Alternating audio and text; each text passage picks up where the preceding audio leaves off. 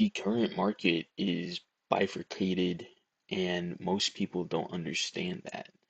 What I mean by bifurcated is you have two complete different economies running at the same exact time. You have both the established original economy, which is done through asset prices, homes, rents, mortgages, uh, businesses that are pre-AI, and then you have a newer business model which is done through social media, the internet, and currently runner-up AI. The problem is both economies are not actually integrated with each other, and one is currently in the midst of a revolutionary change, and the other is possibly no longer going to exist. The older economy has technically no real no new value that can grow exponentially. And in America, especially, this becomes a real pain point for economic growth as what is there to grow outside of the increasing price and inflation of assets?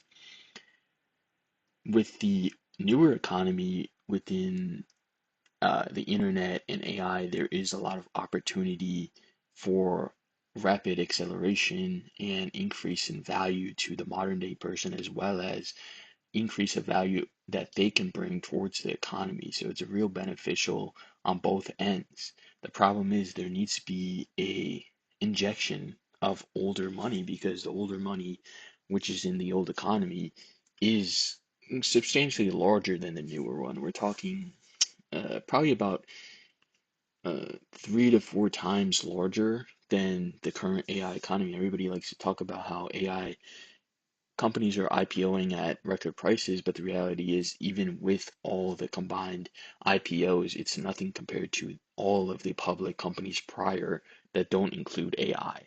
So the money getting injected through IPOs will definitely be a substantial help to integrate that money and actually get it to prospective future employees who would then be able to use that to add new economic value through AI and through the work that they do. But as of right now, it's still nothing relative to, let's say, even like the smallest um, uh, oil companies or energy companies in general that are just here to do something that they've done since the beginning of time, which is provide energy. There is nothing new. There's no new wow factor to that. And the problem is there's not going to be a increase of demand for energy. It's more going to be a decrease in demand, and the price will have to adjust with that. But outside of that, one of the biggest problems is that even though this split seems like a detriment to most, this is the real proof that something is of value.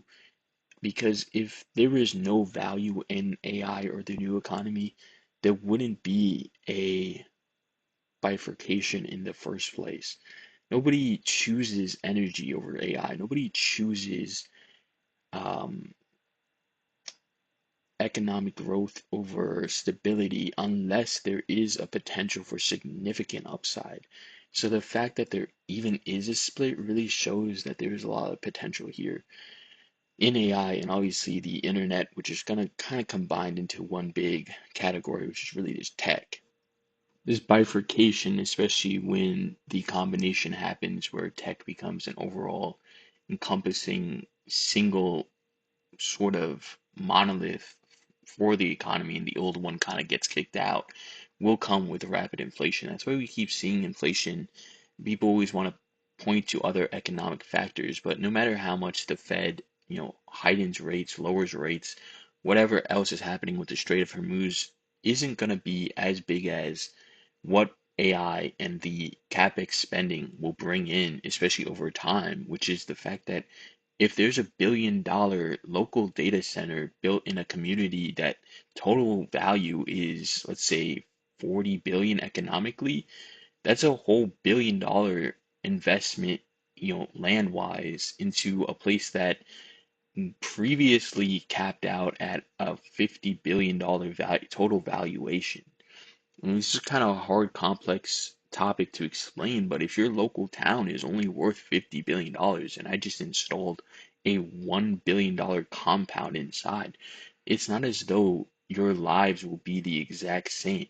There is still some kind of trickle down in some kind of way that does come through cost, that does come through increased demand locally for the water, for the energy resources, all these combined taxes, um, so forth and so on, that have effects on the people living in this one, at one point, 50 billion now to $51 billion um, total value of land that they lived on. It's the equivalent of, even if you dropped, let's say, in, pre New York, before we built it out, let's say when the Native Americans were living there, if we just dropped an economic center in the middle of all that, the Native Americans would be fundamentally competing against the economic center no matter what.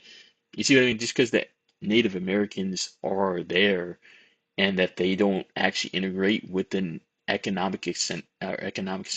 center that we place down, that doesn't make them immune to the effects of that economic center. We've pretty much dethroned our own people through implementing these massive capex investments, typically data centers locally in places that typically don't have that type of large land investment. And whether or not they actually, you know, benefit at all from it, that doesn't mean their prices of everything that they buy, spend, and are taxed by are not affected. They actually are more affected than, ever before. This will create a pressure to actually invest also locally, hopefully, so these people can actually afford to continue living in their previously affordable area. I think the politicians are moving towards that, but inflation will continue, especially as these companies are exerting their, vast amounts of wealth through investments in areas that typically just don't have that type of economic ability to actually uh, take that on, and for the people to be able to properly pay their taxes and living wages or in living standards uh, without some kind of increase in uh, jobs or money they make. It's a really touchy subject because we're pretty much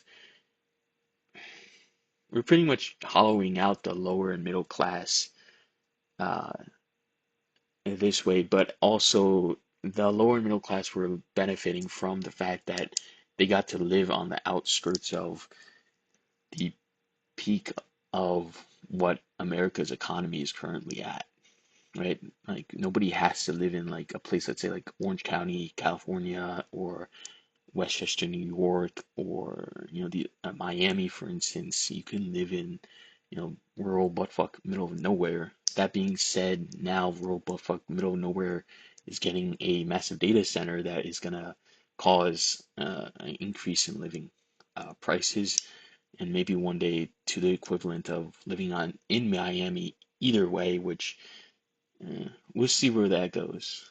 Hopefully that there is some kind of natural balancing there, but right now I think inflation will be the main driver for whatever comes next, because people do need to be able to afford to live, but also people do need to, unfortunately, have data centers built next to them. It's a crazy conclusion, but that kind of is the combo we're dealing with right now. But yeah, this bifurcation is definitely leading to a lot of interesting uh, symptoms, I guess, of the economy. It's pretty much all for this topic, so I wish you all a good day.